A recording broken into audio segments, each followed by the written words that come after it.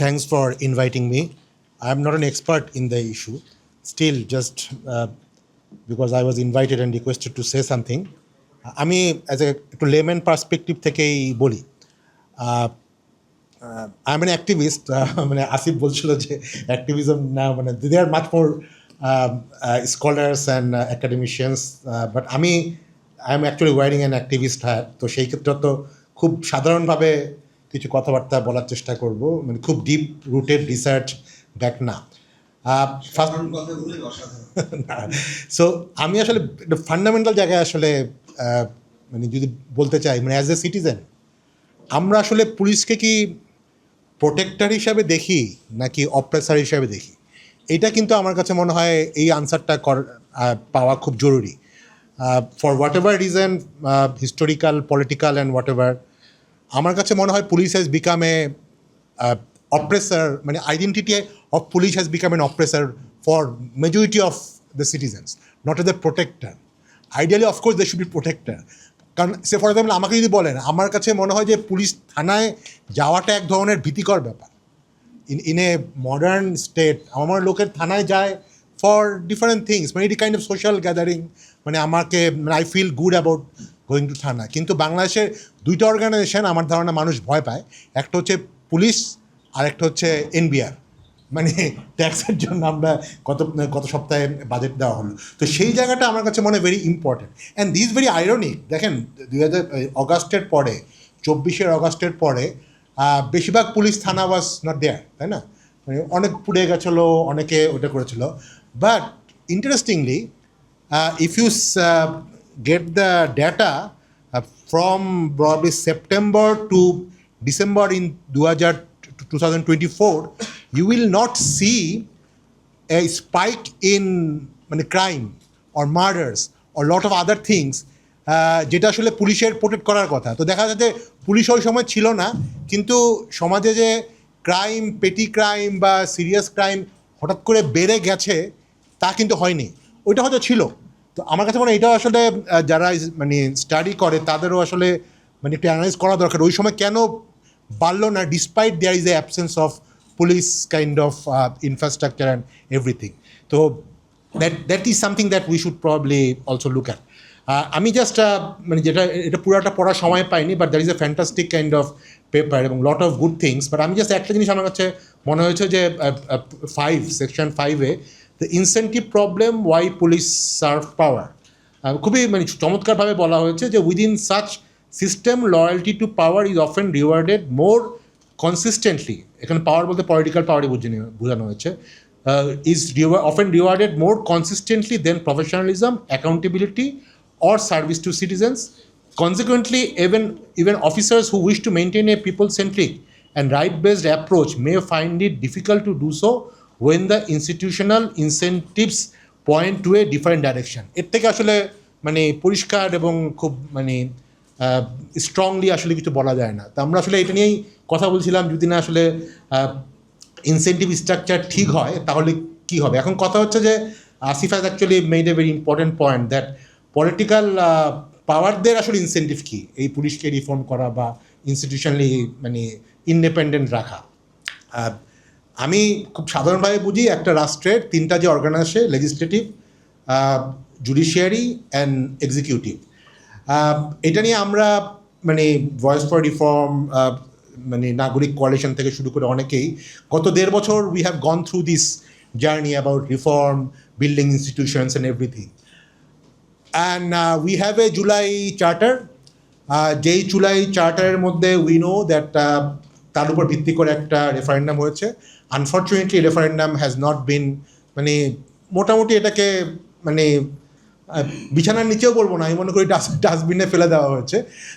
Of course এটা নিয়ে হয়তো আমরা এক্সপেক্ট করবো যে politicians, MPs will actually try to make it alive again. But এটা কিন্তু মেন করা হয়েছে যে আসলে যে the government who is in power, the party who is in power, they have made it very clear they believe the executive must be very strong to run a country.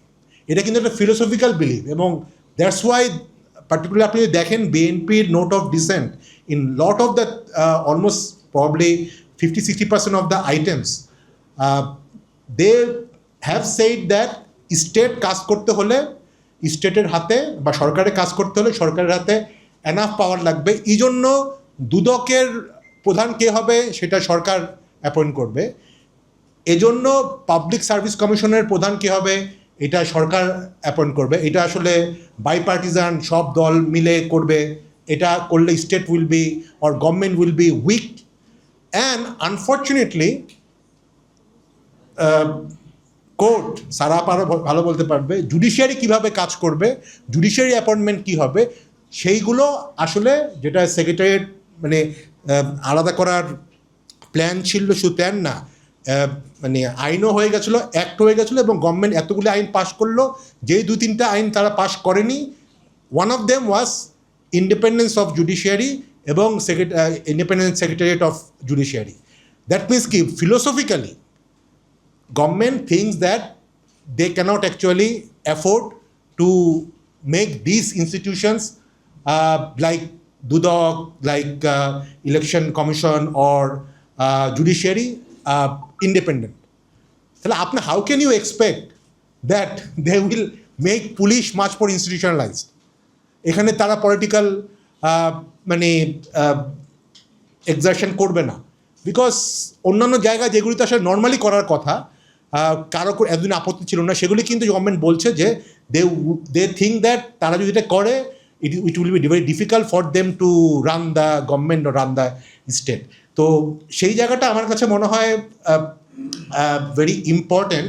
Unless we মানে এইখানে government যদি নিজে convince না হয় that it will actually help them politically এবং সব দিক থেকেই, so that this police and other institutions can work মানে beyond their kind of political patronage, তাহলে কিন্তু অ্যাটলিস্ট একটা সম্ভাবনা থাকতো। কিন্তু আমি আপাতত কোনো সম্ভাবনা দেখছি না।